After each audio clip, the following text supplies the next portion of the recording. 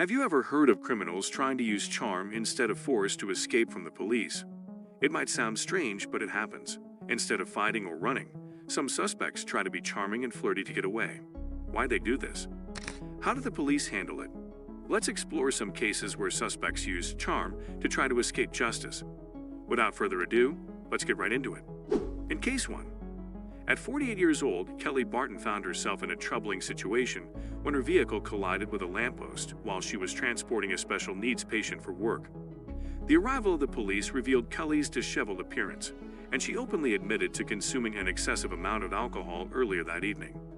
Despite her candidness about drinking, Kelly took an evasive stance, refusing to admit being the driver, even though it was her responsibility.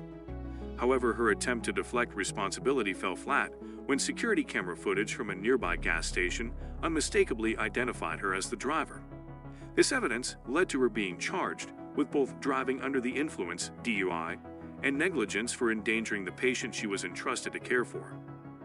As the situation developed and an ambulance came for tests, Kelly resorted to an unusual tactic. She attempted to engage in flirtatious behavior with the officers on the scene. However, her endeavors were unsuccessful, as subsequent tests definitively showed that her blood alcohol level far exceeded the permissible limit. This highlighted the seriousness of her intoxicated state. Subsequently, Kelly was placed under arrest for driving while intoxicated.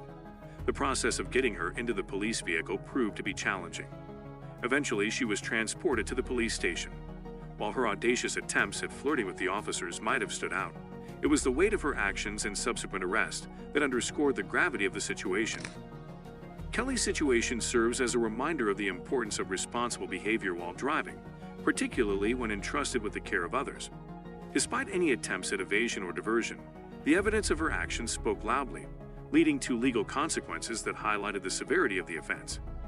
In Case 2, at a mere 18 years of age, Skylar Fluss undertook a daring venture, creating a video where she proudly recounted her adeptness at avoiding consequences after being caught driving under the influence (DUI). I got out of a DUI and got let off with a warning. I was like, I just got out of a really bad relationship and he's really toxic and he dumped me. In her confident account, she credited her evasion to a blend of charisma and clever thinking, asserting that these qualities enabled her to outmaneuver a police officer who had stopped her for erratic driving.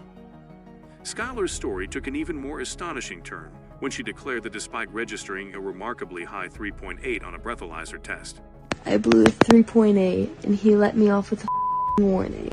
She managed to evade any significant repercussions and walked away with merely a warning. Adding to the intrigue, she alleged that the officer had even extended an invitation for coffee and gave me his number and said we should meet for coffee or lunch. However, a twist awaited her in the form of the officer's recorded account of the incident, which revealed a different reality. The officer behind the wheel, Deputy Debbie Stallman, had initiated the traffic stop after observing Skylar's vehicle swerving in an unsteady manner. Rather than taking an authoritarian approach, Deputy Stallman engaged Skylar in a compassionate conversation, expressing concern for her well-being. With the intent of ensuring her safety, he opted to issue a warning instead of a ticket. Significantly, he refrained from sharing his personal contact details or proposing a coffee date. Skylar's self-promoted video, however, unraveled under scrutiny. Contrary to her claim of a sky-high breathalyzer reading, it emerged that she had not even undergone the test during the traffic stop. Her online presence further backfired as videos surfaced depicting her consuming alcohol at a party, just hours before she was apprehended for DUI. Taking an unexpected turn, Skylar eventually confessed to the truth. She had, in fact, consumed an excessive amount of alcohol, operated her car while unfit to drive, and invented the officer's coffee offer. Surprisingly, both Skylar and the officer escaped further legal consequences following this acknowledgement, which stands as a notable outcome of the situation.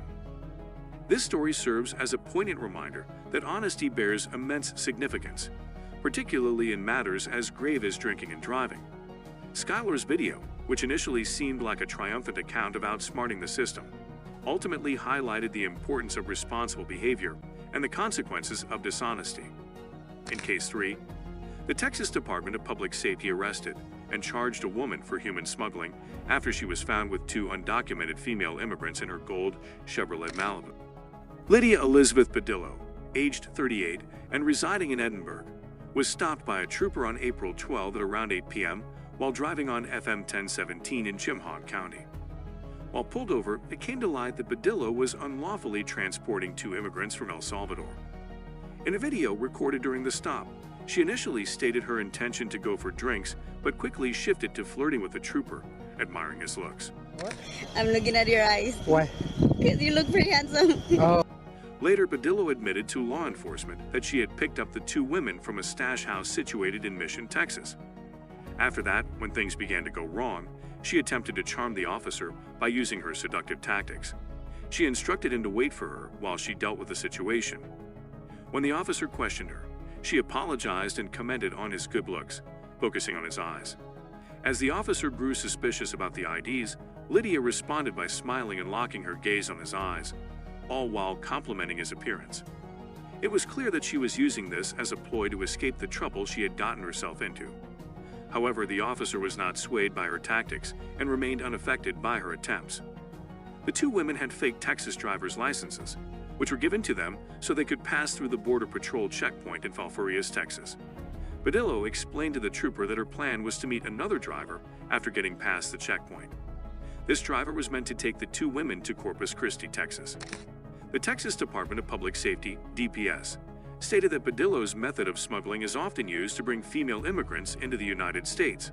Sadly, some of these women end up in a situation where they are coerced into debt and then made to work to repay that debt through forced labor and involvement in sex trafficking. According to the Texas DPS, Badillo is associated with Loop, a group established by labor rights advocates Kesar Chavez and Dolores Huerta. Loop's stated goals, as per its website, involve enhancing communities through civic involvement, including efforts against deportation and offering English classes. Badillo has been charged with 2 counts of human smuggling. The 2 undocumented immigrants were handed over to the U.S. Border Patrol for appropriate action.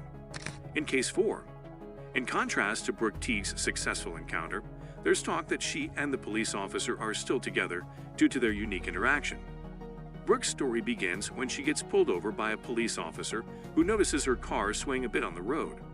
This could suggest she was drunk or in some kind of trouble. They talked in a friendly way, which was surprising. At the start, it was clear that Brooke might have had more than just 1 beer, and her connection with the officer grew as they talked. Despite their jokes, Brooke's sobriety tests showed that she couldn't drive safely. This led to the officer arresting her. While they joked around, Brooke and the officer acted professionally as they went through the investigation. This shows how important it is to treat each other with respect, even in such situations. After a blood alcohol test revealed that Brooke's level was 14%, which is almost twice the legal limit, she had to spend the night in jail to get sober. She also couldn't drive for a while due to her suspended license. This case emphasizes how being respectful and acting professionally can make handling investigations easier.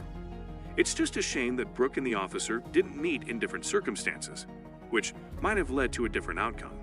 And in a nutshell, it's surprising how some situations unfold. Instead of arguing, people tried flirting, even with the police. Kelly crashed her car and admitted to drinking, but she didn't want to admit she was driving. Cameras showed she was lying, and she got into trouble. Then there's Skylar, who bragged on video about tricking a police officer, but the officer had proof she was lying. Lydia tried flirting when she was caught with immigrants she was sneaking into a place, but the officer didn't fall for it. Brooke's story was different. She got along well with an officer, but she didn't pass the test for being sober.